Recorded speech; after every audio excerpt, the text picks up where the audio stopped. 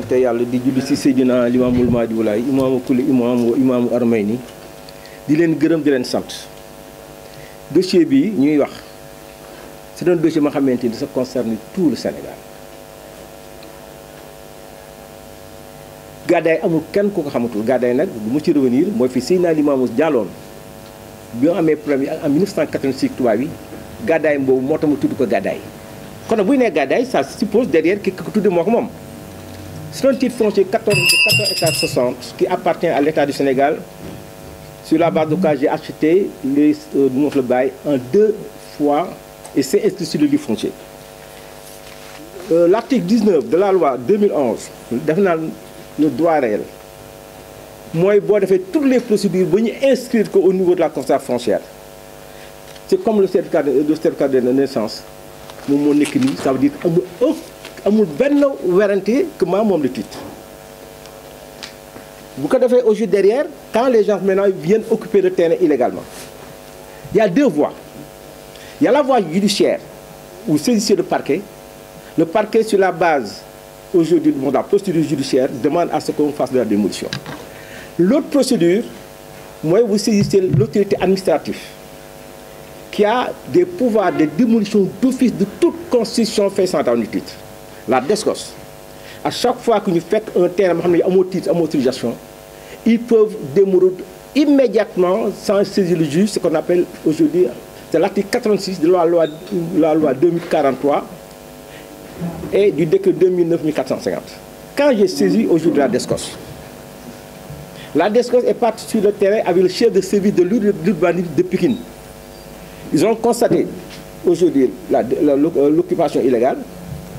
Et impérativement, ils doivent faire ce qu'on appelle l'état des lieux contradictoire. Et les 2 notes qui ont été faites ont été adressées au préfet de Pikine, qui par lettre numéro 307 du 4 mars, a dit à la DSCOS d'aller procéder à la démolition sur la base de la loi. Mais vous faites qu'il y ait une DSCOS togne. Mais oui, je n'ai pas de responsabilité. D'autant plus que l'article 87 de la même loi dit que, en cas de contrôle a posteriori de la démolition, si le juge constate de l'illégalité de la démolition, seul l'État est responsable. Donc, je ne peux pas avoir de responsabilité. Donc, dans un premier temps, moi, j'ai porté plainte contre les personnes qui ont vendu le terrain. Ils ont été condamnés à 800 millions et à purger une peine de 2 ans. La même chambre, aujourd'hui, quand ils ont fait une première fois au jeu de la plainte, le parquet a donné le dossier à la DIC pour enquête. Après enquête, aujourd'hui, j'ai été relaxé. Mais ils ont les pouvoirs de me faire une citation directe. Quand ils ont fait une citation directe, le 6 juin 2015, en première instance, les juges ont dit que le tribunal n'est pas à même de se prononcer sur l'illégalité de la démolition, à moins que les plaignants produisent des actes notariés. Et que même s'ils produisaient des actes notariés, le tribunal ne peut pas savoir quel est le préjudice à moins qu'il puisse le justifier. Et derrière, nous n'avons pas non plus trouvé la lettre que le préfet a adressée à Babacar Fall qui l'aurait montré à la DSCOS. Je ne suis pas dans la procédure. C'est le préfet qui a écrit directement à la DSCOS. La DSCOS a apprécié qu'ils pouvaient démolir. Ils se sont fait encadrer par 50 gendarmes de la RGI. Ils ont procédé à la démolition. Je n'ai aucune responsabilité là-dessus. Et le juge l'a dit. Quand le juge dit que le tribunal n'est pas à même de se prononcer sur l'illégalité, à moins que les gens produisent des actes notariés, il appelle l'article 552 du Code civil français qui dispose le droit du sol en poursuite dessus et le dessous. Légalement, juridiquement, quand vous trouvez un terrain quelqu'un, si vous y plantez, quoi que ce soit, si vous mettez un immeuble de 100 milliards, le juge doit impérativement aujourd'hui en fait faire démolir. Et c'est une disposition aujourd'hui que j'ai remontée jusqu'en 1945. C'est une ordonnance de 1945 dans la Vichy qui demandait à ce qu'on le fasse. Nous avons jusqu'en la loi 64-60 qui disait que le juge devra impérativement prononcer la démolition à la requête de l'administration. C'est-à-dire que nous donnons une disposition d'ordre public. C'est-à-dire que le juge n'a pas à tergiverser, il doit l'appliquer. Nous avons en 1966, la loi 66-49, au niveau aujourd'hui des articles 12 et 14, aujourd'hui il dispose de la même chose. Et il y a un professeur, le professeur Marc Deben et Monique Cavalière, qui ont fait un livre, Le droit foncier. qui disent, malheureusement au Sénégal, la démolition se fait avant le tribunal et que le tribunal ne se prononce que pour vérifier de la légalité. Donc ça, c'est ce qu'on appelle une doctrine universitaire. Tenez-vous bien. Quand on donne avocat aujourd'hui du collectif de Gadaye, c'est Maître Assane Dioma Ndiaye. Maître Assane Dioma Ndiaye, sur la base de l'article 87, avait attrait l'État du Sénégal pour aujourd'hui paiement d'une indemnité pour préjudice subi par ses clients. On appelle ça l'article 87. Donc, ils connaissent l'article. Il attaque l'État sur la base de l'article 145 du Code des obligations de l'administration. Pour dire que l'État, avec des gendarmes, ont démoli des constructions sans décision de justice. Il a été débouté en première instance. La Cour d'appel a confirmé. Il est aujourd'hui allé faire un pouvoir de cassation aujourd'hui à la Cour suprême. La Cour suprême fait ce qu'on appelle un substitut de droit. C'est-à-dire, à partir du moment qu'il y avait une différence entre l'article 85 et 86, la Cour suprême, sur 3 arrêts, a dit que la DSCOS dispose d'un pouvoir de démolition extrajudiciairement, mais en respectant la procédure préalable de sommation et d'état de contradictoire. Donc, nous disons que la Cour d'appel de Dakar n'a pas dit le droit, parce qu'il n'a pas vérifié est-ce que la procédure initiale a été faite. Et l'affaire a été renvoyée à Thiès. Le tribunal Thiès, de l'ensemble, de toutes les chambres, aujourd'hui a dit, écoutez, que la DSCOS a des pouvoirs. Donc, ça ne peut pas aujourd'hui. Ça veut dire que c'est une méconnaissance extraordinaire de juges des dispositions du Code de l'urbanisme qui dispose que la DSCOS a des pouvoirs. Quand vous regardez la loi 2043, dans l'extrait des motifs, on le dit. En 1972, quand l'État a voulu organiser, ils ont créé ce qu'on appelle les services régionaux de contrôle du sol. Et ils disposaient de ce pouvoir. Donc, aujourd'hui, derrière, pourquoi donc j'ai été condamné? C'est là que de vous poser. Mais c'est la question qui s'est posée aujourd'hui le président de la République. On va vous donner une vidéo si vous ne l'avez pas. Le président a dit, gars, c'est nous, État, qui avons démoli. Et le juge a confirmé l'état de droit de Babacar Fall. Donc, juge, ça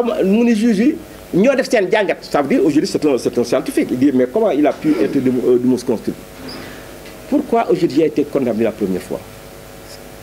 C'est parce que le directeur de la DSCOS avait écrit aujourd'hui derrière, leur avocat a écrit à la DSCOS pour dire, mais Babacar Fall, comme tu as dit pareil, il ne faut pas qu'il fasse des constructions, des travaux. Le directeur de la DSCOS lui répond, Babacar Fall peut faire tous les travaux qui sont nécessaires parce qu'il y a un état d'oreille, une utilisation de construire.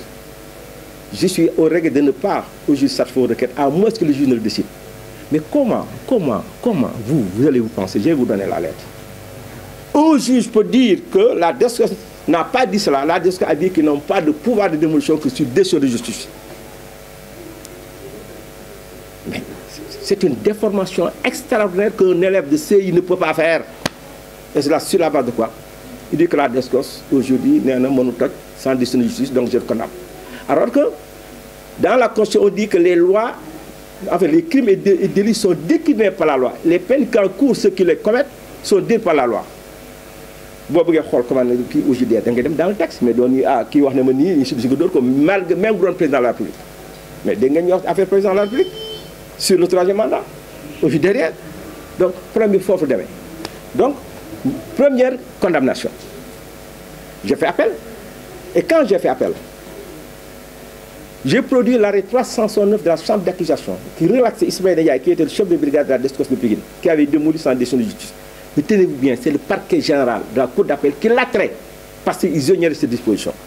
Mais la chambre d'accusation a dit, Ismaël Ndiaye, aujourd'hui, il a démoli sur la base légale, en application de l'article 378 qui cite les 3 types de constitutions qui peuvent être démolies. Constitution soit dans des titres, qui est le contenu de l'article 86, le constitution qui ne dépasse pas 2 mètres et le constitution de précaire. Le juge en appel, il copie textuellement à la virgule près le motif de relax Ismaël Ndiaye sur la base de quoi il me condamne. Mais gars, comment elle a pu le faire? Parce que la chambre d'accusation, en rédigeant aujourd'hui le texte, ils ont omis le paragraphe qui permettait de relaxer Ismaël Ndiaye et qui devait me permettre de relaxer constitution de substitution inauditive. Alors que ça fait l'objet de 3 jurisprudences et d'une doctrine de Ablaye Ndiaye, qui est le président de la chambre, de la chambre administrative, sur la base de quoi aujourd'hui la DSCOS des pouvoirs. Bon, c'est fait. Le Cour suprême a fait ce qu'on appelle un retournement de jurisprudence. Mais le fait de ce que moi je sois condamné jusqu'à aujourd'hui, ce qu'aujourd'hui avec le pouvoir de concession, ça veut dire qu'aujourd'hui la décision est définitive. Mais remontons donc à la première décision. Le juge, aujourd'hui, va juger.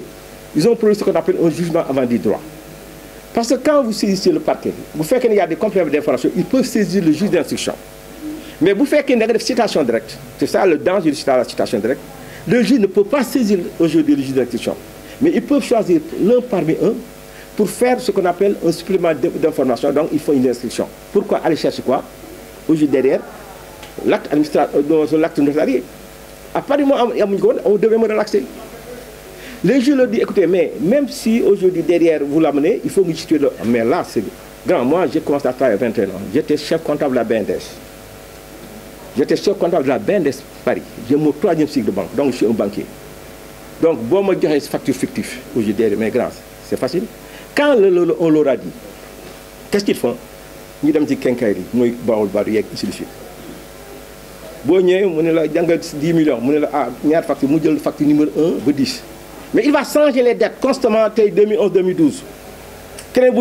Mais quand vous prenez l'ensemble de ces factures, vous triez sur Excel, sur date, mais les numéros ne se suivent pas.